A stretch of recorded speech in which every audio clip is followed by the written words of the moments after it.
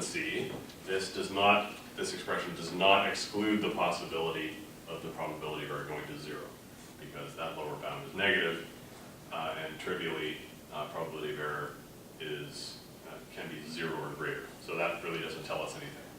However, we did prove last time that this would go to 0 as if R is less than C.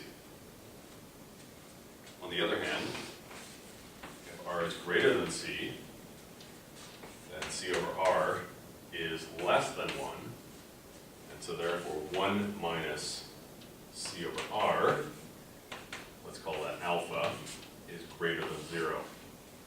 So therefore alpha, 0, is less than alpha, is less than PE. In other words, PE is bounded away from 0.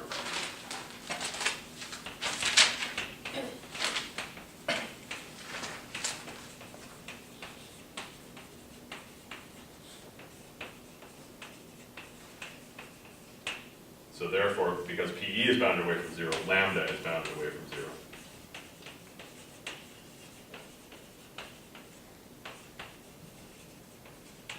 In other words, if the average is bounded away from 0, the worst case must be bounded away from 0.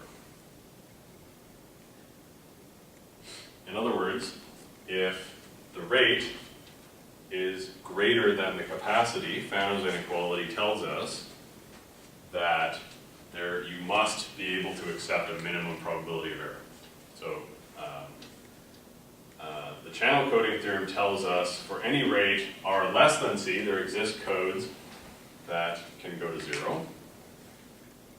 The converse tells us that if R is greater than C, there aren't any codes that go to probability of 0. All such codes have probability of error bounded away from 0 like this. So that's why capacity is such a special number. There do exist codes that achieve capacity, and there do not exist codes that do not achieve capacity.